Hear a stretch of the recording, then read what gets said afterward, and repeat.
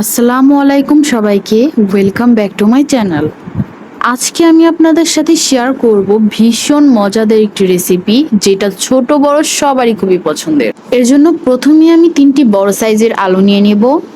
আলুগুলোকে খোসা ছাড়িয়ে নিব।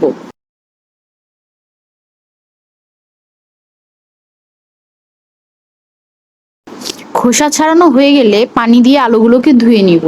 আলুগুলো ধোয়া হয়ে গেলে এরপর আমি একটা আলু নিয়ে নিব। আলুটাকে আমি লম্বা করে পিস করে কাটবো। আলুটাকে আমি একটু মোটা করে কাটবো। কাটা হয়ে গেলে এরপর আমি লম্বা লম্বা করে কাটবো। অর্থাৎ এখানে আমি ফ্রেঞ্চ ফ্রাই শেপটা দেওয়ার চেষ্টা করব। এভাবে আমি অফ ক্যামেরাতে সবগুলো আলু কেটে নিয়েছি। আলুগুলো কাটা হয়ে গেলে এগুলো আমি পানি দিয়ে আবারও ধুয়ে নিব। এরপর আমি আলুগুলো সিদ্ধ করার জন্য একটা হাঁড়ি বসিয়ে দিয়েছি চুলায়। এখানে আমি পরিমাণ মতো পানি দিয়ে দিব। এবার আমি সবগুলো আলু একে একে দিয়ে দিব।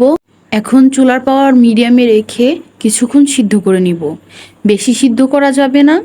আলুগুলো এমনভাবে সিদ্ধ করতে হবে যেন আলুগুলো খুব বেশি নরমও না হয়, আবার খুব বেশি শক্তও না থাকে।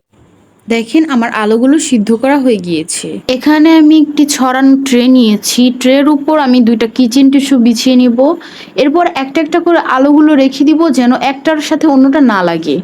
এভাবেই আমি সবগুলো আলু ট্রের উপর বিছিয়ে নেব।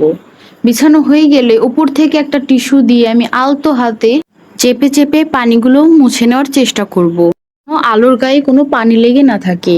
এরপর এখানে আমি আলুগুলোকে কোটিং করার জন্য নিয়ে নিব লবণ, মরিচের গুঁড়া, কর্নফ্লাওয়ার এবং ময়দা।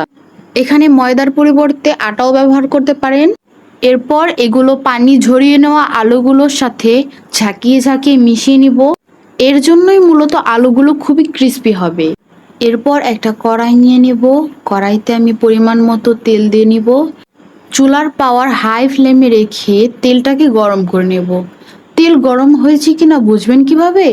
একটা বাঁশের বা কাঠের স্টিক তেলের মধ্যে ধরলে যদি এরকম বুদবুদ সৃষ্টি হয় তখন বুঝবেন তেলটা গরম হয়েছে।